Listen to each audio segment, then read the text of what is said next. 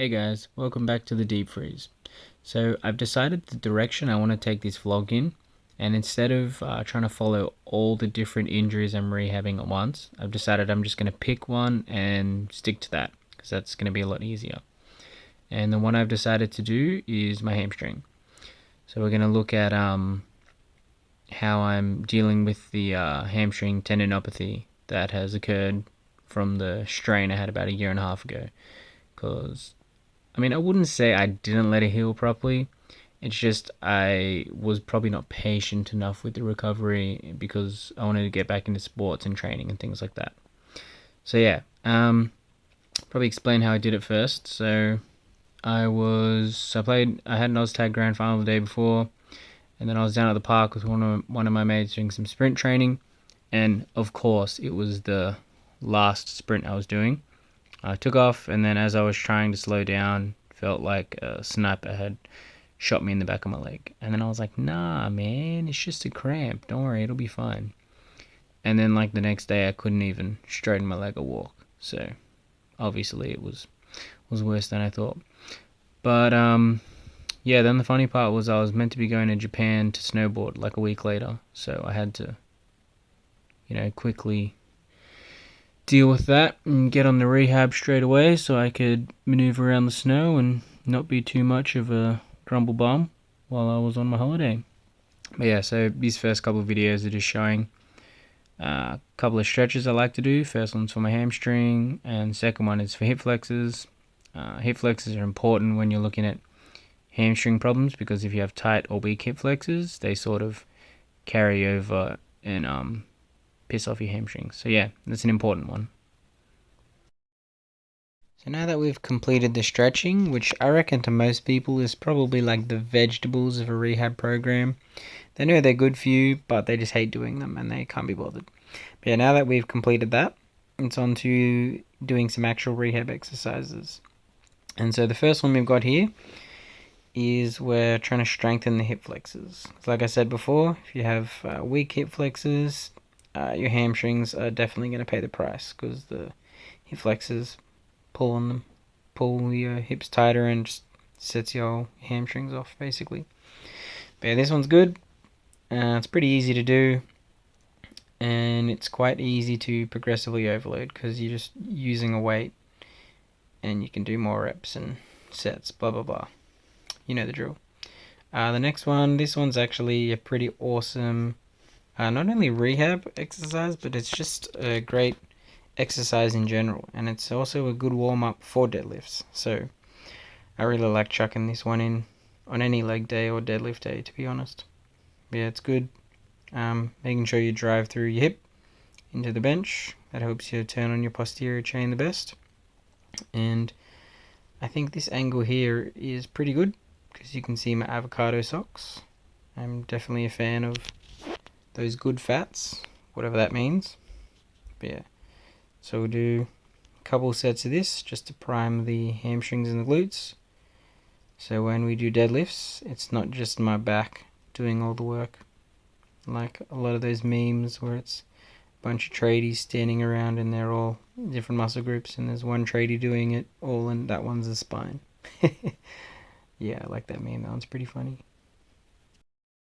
So finally, we're going to get to what you've all been waiting for. Me doing a PR deadlift of the bar. I'm kidding, but to be honest, I haven't deadlifted for like months, so we'll see how we go. But yeah, warming up the hams and getting the movement pattern down. But yeah, basically, I really enjoyed deadlifting, and the reason why I've picked deadlifts as a good measurement tool for seeing how my hamstring's going, just because like I said, I haven't done deadlifts for a while. But when I was doing them, I found that they were them and also RDLs. They were the main exercise that would really piss off my hamstring. And there was a definite fine line between either doing too much or doing too heavy weight. Where, if I was on the cautious side, it would be fine and they wouldn't be sore the next day. And if I just did that little bit more after the workout or even the next day, my hamstring would be really sore. and I'd have to go through that whole phase again of it being really tight and struggling to walk around. So that's why I've picked this, and I'm kind of gonna use them to keep track of how my hamstring's going. And also deadlifts are fun. Like, I enjoy doing them. Not gonna lie. I wouldn't say they're my favorite. Like, I used to love squatting the most, back in the day before I hurt my knees. But yeah, I reckon I like deadlifts and squatting the same. But deadlifts is still pretty fun. I'm sure at this point you're probably sick of hearing me ramble, but strap yourself in because there's gonna be another 3 minutes of it. Nah, I'm kidding.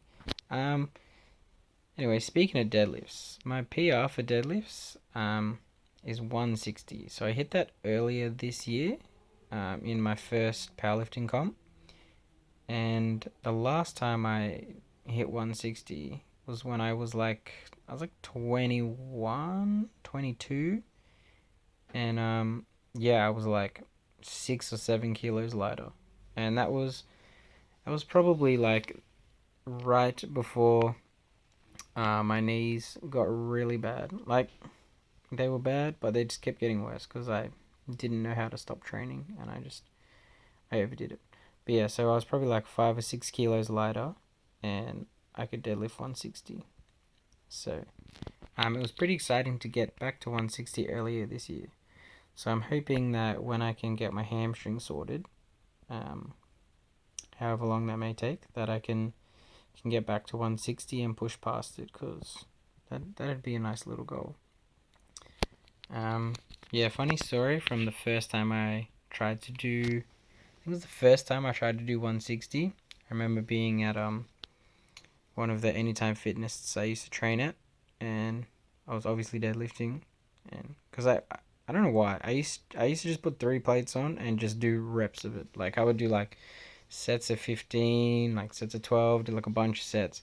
But I had never ever tried more than 140. Like, I don't understand the mindset. Probably just an idiot. Anyway, so I was doing 140 like all the time, and then I did 150, and it wasn't too hard. And then I put 160 on, and then the bar just like didn't move at all. And I was like, what the hell happened? Like, am I paralyzed? Because like I'd never had like a weight stop me before. So that was pretty funny. But yeah. So here, using my calf raise machine, me showing a bit of disrespect to the machine there by drinking water while I'm pausing at the top. But yeah, I'm chucking calves in at the end here. One, because I'm hoping that strengthening my calves up while I'm strengthening my hamstrings up will help with the whole process. But also, sick of everyone telling me I have tiny calves, so I'm trying to make them bigger. And the best way to do that is just adding lots of calf volume in.